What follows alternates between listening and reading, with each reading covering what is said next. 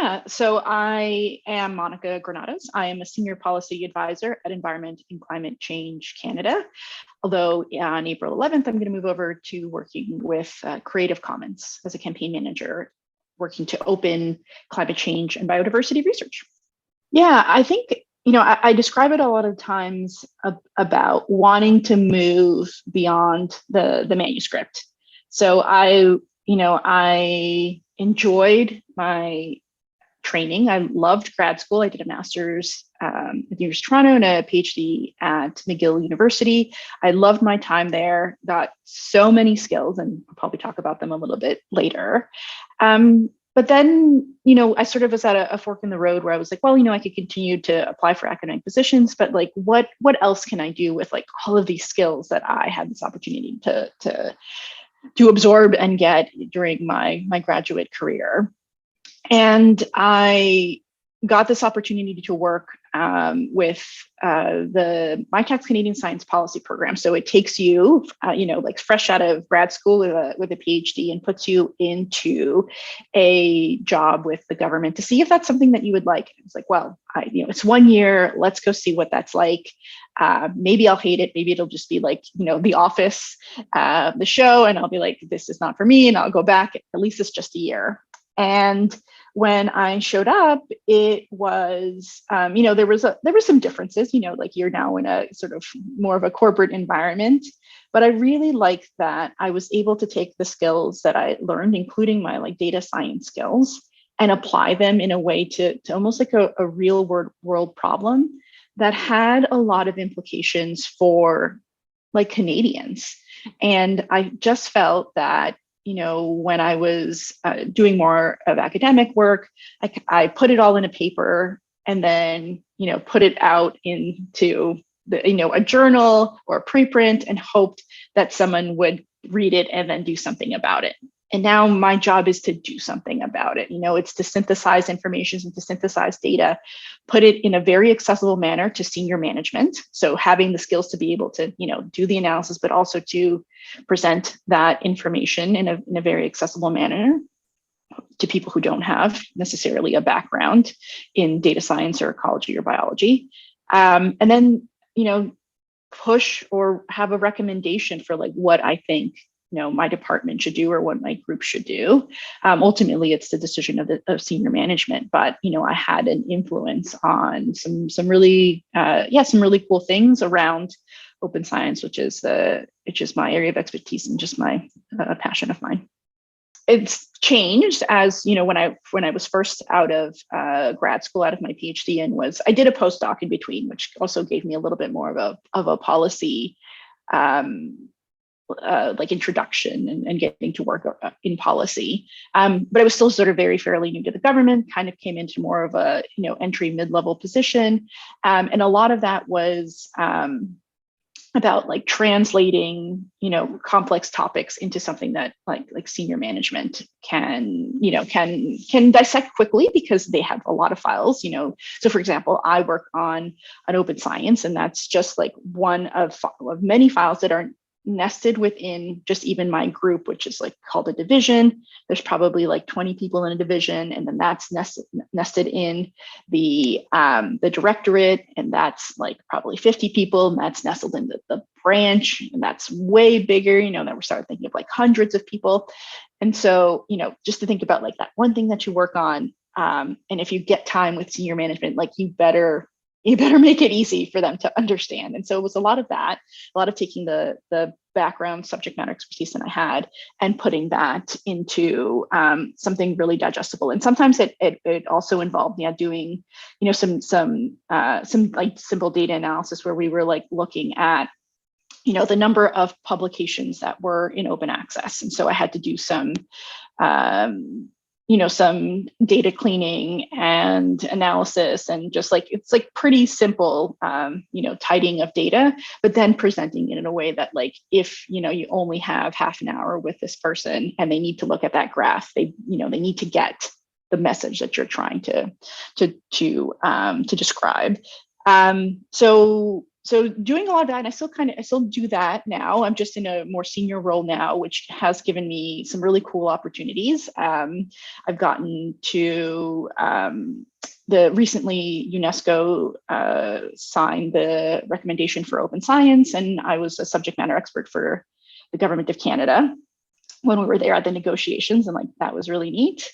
I'm also on the G7 Open Science Working Group, so I've gotten to go to the G7 meetings. Recently, they've been virtual, but I did get to go to Paris when France was had the presidency of the G7. So getting to like really sit at that table where some like pretty major decisions, like there's language in the UN recommendation that like I came up with, right? So like that is just so cool. And, you know, some days, like not all days are like that. There are some days that are frustrating and bureaucratic. And, you know, you have to just go through, you know, doing some routine things like, you know, putting together agendas, putting together annotated agendas so that your senior management like knows what to talk about. And then some days, yeah, you get to sit at that table as well. But I'm always giving information to senior management and keeping apprised of like what is being published around open science, what's being published around metrics, you know, so that's sort of tangentially related to data science, and getting that information in an accessible way so that my senior management can talk about it. Yeah, first of all, like you'll be surprised at how many different places data science can be useful. I think I tweeted about this, and I think it's one of my most popular tweets. Is we're doing this analysis where we're just getting all of the publications from like our branch, which is again is just like a subgroup of the department, and we were taking basically all of this that was in an Excel spreadsheet that people were inputting, and then we were moving it into a Word file. And initially people were just like copying and pasting the information into a Word file, like one by one. And I was like, there's no way that we have to be able to automate this, right? And so I wrote like some R Markdown code, and what used to take like 5 hours copying and pasting, moving things over, obviously now it takes, you know, I don't know, what the minute that it takes for the code to run.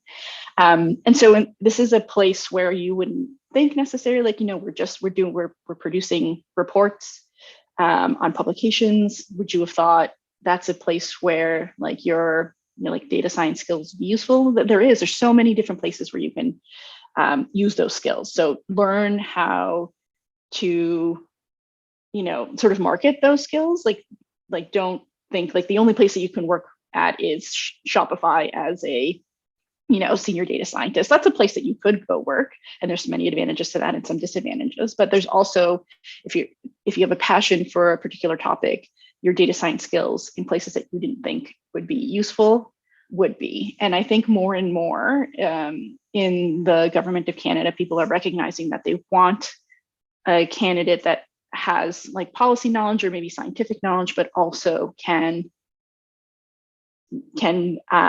do data science, you know, even, you know, sort of rudimentary data science, because so many of the decisions that we make should be evidence-based, should be, you know, based on data, and to understand how to put that again in an accessible way is like super important. So my first advice would be like, don't limit yourself in terms of like where you think those skills could be useful.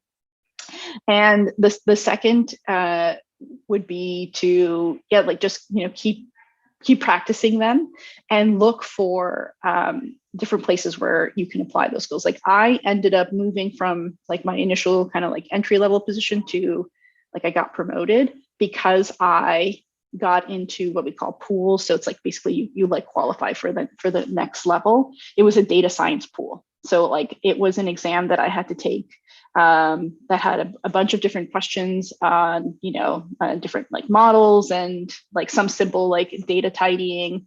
And I did it all in like R Markdown. And like, that is how I got promoted. Like it wasn't for a policy question. It was data science.